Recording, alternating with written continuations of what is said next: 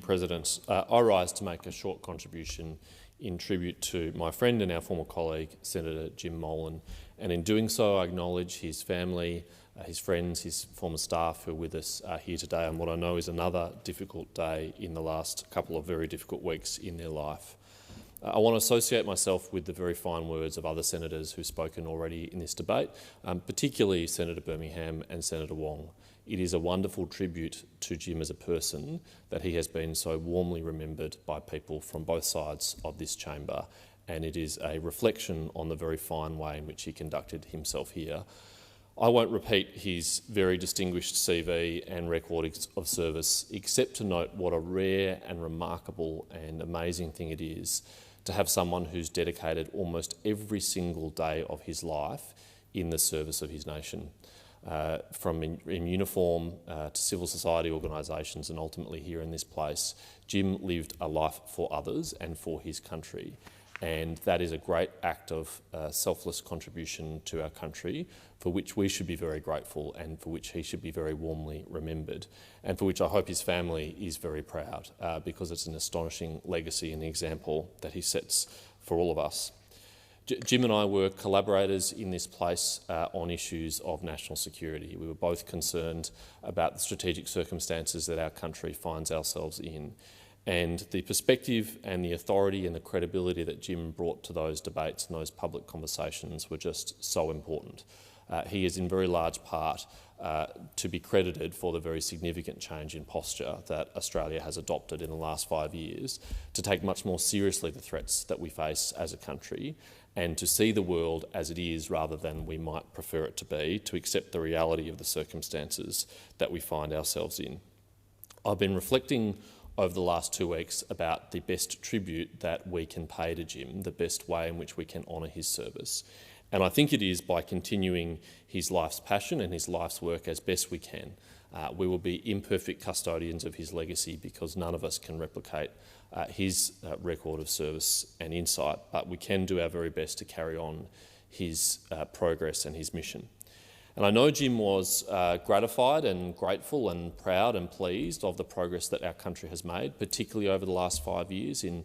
readying ourselves for the period of conflict that we know is a possibility that will come in the future. But I know he was also dissatisfied that that progress wasn't far enough, that wasn't swift enough, it wasn't comprehensive enough. And I know to his very last days he was agitating for more and faster and swifter and more comprehensive action to make sure that our country is resilient and can navigate the tumultuous times that we suspect we will face in the decades to come.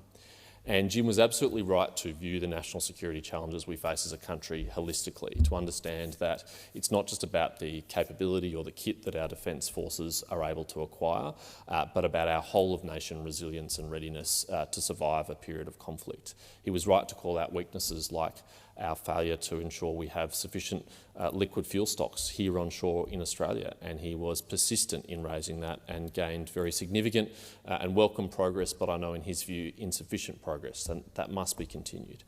Jim had a very deep understanding that the prosperity and the harmony and the democracy that we enjoy here is historically rare and fragile, that there's nothing preordained or guaranteed about it being passed on to future generations, that there's no certainty of that, and that the only way that we can ensure that that happens is if we ensure it happens, that we work assiduously at that task. And so I think it is important that we carry on his vision, that we heed the lessons, particularly of his book, Danger on Our Doorstep, which really was to wake us up out of the complacency that developed in some quarters in our country in recent decades, to get people to appreciate the very serious challenges that we face and the very dangerous circumstances that we live in, and to respond accordingly and with the necessary drive and action required to meet it. I want to finish by reflecting, as others had, on Jim's personality. As many senators have noted, he was a warm and generous and funny and decent man, and he was in many ways a happy warrior. He was a warrior for his cause and for the issues that he cared about, but he never allowed himself to be downcast or depressed or negative about it, even when he was battling very serious health challenges for many years.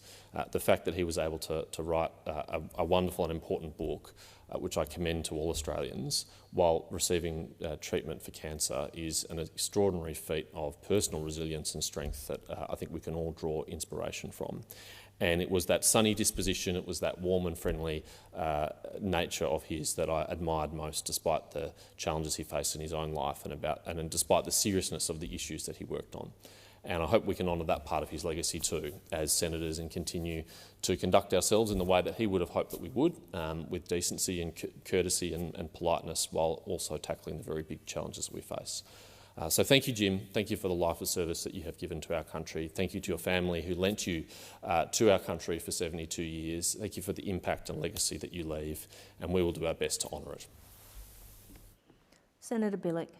Thank you.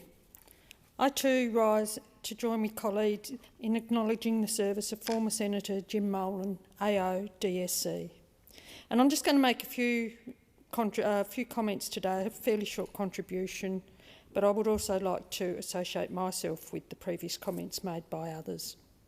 While many senators have so far reflected on various aspects of Senator Molan's service, including his extensive defence work and his national security work,